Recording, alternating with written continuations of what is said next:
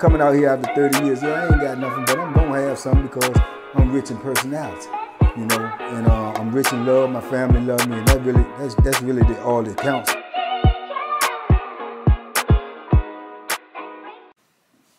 Shout out to everybody out there on Team Banky Pound, man. I appreciate the love. Appreciate the support. We out here, man. We rolling. 33 years of prison stories, man. Appreciate everybody who been rocking with me, man. Everybody who support the videos, share the videos, make comments, talk to me. I talk back. We out here. Today, man, I wanted to just drop this on y'all because I was thinking about it. It was a crazy situation, man. Not too often in prison, man, I get caught slipping, but it's been a few times. And more or less you could say it was slipping because when you get caught, you slipping no matter what, because you got to stay ready so you don't have to get ready. But I remember, man, when I was on Greensville, man, to be exact. And during this time, you know, I had been locked up for a little minute, and I was into the, you know, the flim-flammery, the skullduggery, trying to get money, trying to survive in prison. Is a thing that a lot of people do. You know, you have to do in certain situations because times is hard in there, man. You ain't got nothing. You know, you gotta eat. You gotta literally eat. You know what I'm saying? It ain't like the metaphor, like, yeah, we eating. No, you gotta eat in there. You know, because the food they feeding you in there is, as I've explained to y'all, pure garbage. So, you know, in order to eat on a regular basis, man, that costs money, you know, because that commissary, man, they're extorting us in there. It's legal extortion, you know. The food that they feeding is garbage, man. The commissary prices is high. Telephone high. Everything that you do in there is a fee. You know what I'm saying? It's nothing in there free, period. You know, if you go get something from somebody that's 100% interest, it's just, you know, everything in there costs. So, you know, you got to try to make ends meet. And at the time, you know, I was running the store box, doing this, doing that. And, you know, in prison, cash is a commodity. I mean, just like out on the street. But the difference is in prison, man, cash is like multiplied. If you got $10 bill in cash in prison in cash, that's gonna be worth probably about $20. If you got $50, it's gonna be worth probably about $75 or $100. You know what I'm saying? Because you can use that cash to that currency, man, to get more than what the value of it is. If you got $50 bill, you could take it to a dude that got a store box, and just to give him that $50 bill, he might give you $75 worth of food, $75 worth of commissary. He might give you $100 worth of commissary just to, you know, secure that $50 bill, because, you know, dudes will take that money, man, and either send it home to their kids, or some dudes don't got nobody to send them money. So they might take that money and send it home to somebody to send it back and put it on their account, because they need that money on their books. And they might be stacking up money on their books, but they ain't got nobody to really send them money. So, you know, that's their hustle. That's the way they flip their money and get money, because they can hustle on the inside of the prison and you know, with commissary, store boxes, selling wine, selling drugs, doing whatever, and accumulate money, but they don't have nobody sending them money, so they don't have no money on their account. So they'll take that money that they accumulate with store boxes or whatever, and somebody come through with some cash, and if they get cash, why would they take the cash and, you know, send it out themselves and get it back on their books and go to the store and purchase $50 worth of commissary when you only gonna get $50 worth of commissary? They can take that cash and go to a store box, man, and get $75, $100 worth of commissary, so they can get double what their money is. That was some incentive for dudes to get cash in, but most of the time dudes get cash in because they trying to get drugs. Same thing, if they got cash and they go to get some drugs or weed or whatever it is, they gonna get way more than if they was just trying to say, man, let me get $50 worth of weed. You know, they're going to have to give them $50 worth of commissary. They're going to have to get somebody on the street to send them $50 to that dude's books or something like that. But if they got cash, they're going to get more than what, you know what I'm saying, the actual price is. So cash is a big commodity in prison. Also, you can't ignore the fact that dudes can use cash to get to a CO. You know, if you give a cash CO, if you give a CO cash, then you probably can get him to, you know, bring something in for you that you can make even more money off of. You might not even want no drugs. You might want him to bring you a hoodie. You might want him to bring you a hat. You might want him to bring, you know, something that you could not get normally when you was in prison. You could use that cash to corrupt the CO. You know what I'm saying? This already probably corrupted. You know what I'm saying? Anyway, I won't say you corrupting them, because if he doing it, he already corrupt. Or female. You know, you got some of them in there that might trick and trade. You know, so cash is always a good thing to have in prison if you can get it, but it's hard to get it. And it's even harder to hide it. You have to hide it because you got to realize that they always might come in for a shakedown. You're always subject to a shakedown. And the shakedown, when they come in your cell, they going through everything in your cell. Now you get some COs that come do shakedown and they not real thorough. They ain't really tripping because they ain't even be trying to setting up in the cell, going through all people. You get some like that, very rare. But you also get them super cops, man. Them inch-eye private eyes, them Columbos, them Agent 7s. They want to go through everything in your cell, man. They want to look through your cosmetics. They want to, you know, dump your powder out of your powder bottle and on a piece of paper, then put it back in and make sure you ain't got nothing in there. They want to read your letters. I mean, you know, just plain foolishness, man. I hate it. That was one of my worst parts of doing time, to have them go through my stuff, because I always felt, you know, violated, man. Like, you know, like I had no privacy whatsoever, you know. And I've gotten in a lot of other cases with COs and got charges and everything with them, the way they handle my stuff and go through my stuff, or looking at your pictures. You ain't got to look at every picture. You know what I'm saying? What did you looking at the picture for? All you got to do is check and make sure the picture ain't got no substance on it or whatever. I don't know what they think you can have in a picture. But when I see them taking their time looking at my, man, I used to get blood mad, man. I put my pictures down, man. You know, so yeah, those type of things, man. So I hated shakedowns. I hated them going through my property.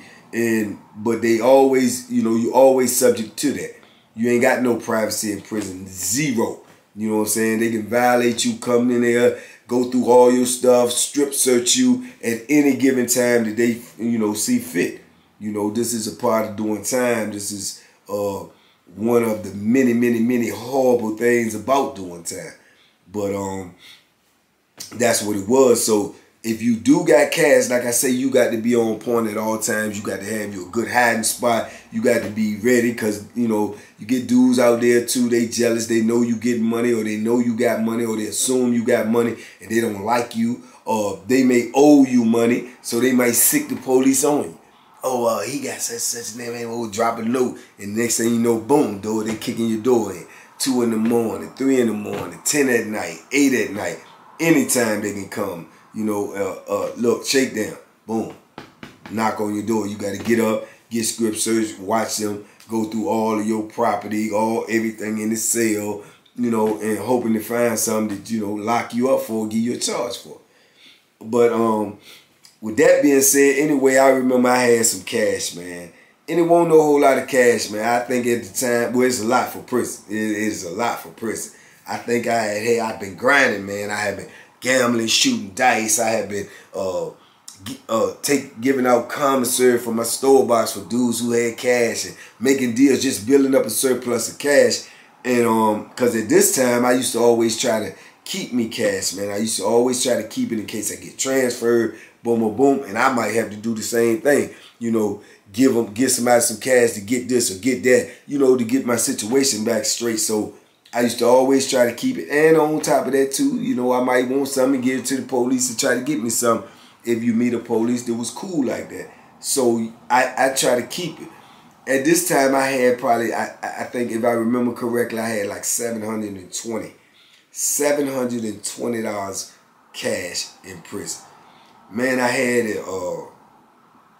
a good little system where I can hide it. You know what I'm saying? A good little system where I can hide it. And at the time, I think a lot of dudes knew what I was doing and how I was hiding the money, because you got some nosy people in there, and they watch you, man. They watch you like a hawk, man. Some of the people that watch you in prison, they watch you harder than the police. You know what I'm saying? It's amazing, man. It's like the little old lady that sat on the porch and just watch everything. You can feel it. You can see it. And sometimes, you know, you pull up on them. I mean, like, what's up, man? Why you watching? No, I ain't watching you. Yeah, they watching. You know what I'm saying? Especially if they know you hustling, or you doing this or you doing that. And that be them little hopping bobs and you Jeffro Bodines, and they want to just find something to go run tell the police and sick them on you. You know, so at this time, I can say this because I think they got hip to this, because I don't be wanting to tell them anything or say anything that somebody else might be doing to get caught, you know. But this situation was a good little, what we call a bama, which is a hiding spot. It was a good little hiding spot, good little thing that you could do for a while until they got hip to it. And that's always the case, man. Whenever you got something going on that they not hip to, and it's going on for a while, but once it's spread, and then you get a whole lot of bammers and lames trying to do the same thing, trying to copycat you, and they end up getting tore off, and now everybody know where the hiding spot at. Everybody know what you doing, you know what I'm saying, to get away and to get over, because somebody will mess it up. And once they mess it up, you know, they on it at all times. But at this particular time, I had this thing where I had all of my underwear. You know, I had all of my underwear on the seam, on the inside of my underwear. I had pockets sewed onto my underwear. Little bitty, small, little pockets, man. Probably, you know, like a little triangle set, about that big. And I would put my money in. So, you know, so when you get, you know, shook down, you know, they strip search you. You got to take your underwear off, your t-shirt off, all of this, all of that. So if I got it in the pocket of my underwear, usually some dudes, some COs, they don't want to touch your underwear. They don't want to touch your underwear, but you get some of them, they don't care, because they just, you know, raunchy like that, and they just, you know, all, you know, super cop. But usually they'll tell you take your underwear off, take your t-shirt off, your socks off, and you give it to them, and then, you know, you do what you do, you know, whatever. So some COs will tell you take your underwear off, take your socks off, take your shirt off, then shake it to make sure it ain't nothing in it to fall out. So that's normally the case. So when you shake it, if you got that little pocket on your drawers and it's tight and it's a small pocket that somebody done sewed on there, then the money in there, and it looks flimsy. It don't look like nothing in there. You know, squeeze, make sure you ain't got nothing in there, blah, blah, blah. Put your clothes back on. So then they're going to go in your cell and shake your whole cell down and go through all your stuff with a fine-tooth comb. But if you could get past that point, you good, because you know, everything is back on you now. The contraband that you have that you trying to hide is the money. You got the money on you now. So whatever they looking for in there, as long as you ain't got nothing in your cell, you cool. So doing transactions with dudes, and dudes giving you money, and as soon as you get the money, you definitely want to cuff the money, because you don't know who watching, you don't know who, the police, whatever. So dudes will be watching you when you get the money, and they may see you going in and out of your pants. You know what I'm saying? So they don't know if you just putting it in your pants, stuffing it or whatever, but they know. You know what I'm saying? Or they know you got that Bama that you know, you got your pockets on your drawers. So somebody, which could have been anybody, because a lot of people was hating on me at this time, which I didn't care, because if you run up on me, then so it ain't even matter, you know. But somebody was hating on me real tough, man, and I'm laid up in there one night, man, just minding my business, man. It's about 5, 4 in the morning, man. Boom, they kick the door in. Clack, clack, clack, and door. You know, shake down, let's go, get up. So I'm like, man, what is going on up in here? But I ain't got nothing in here. I ain't got nothing in here. I got the Bethlehem somewhere else. That's not in the cell, but it's close by. It's close by. And I ain't got nothing else in there that's illegal but the money.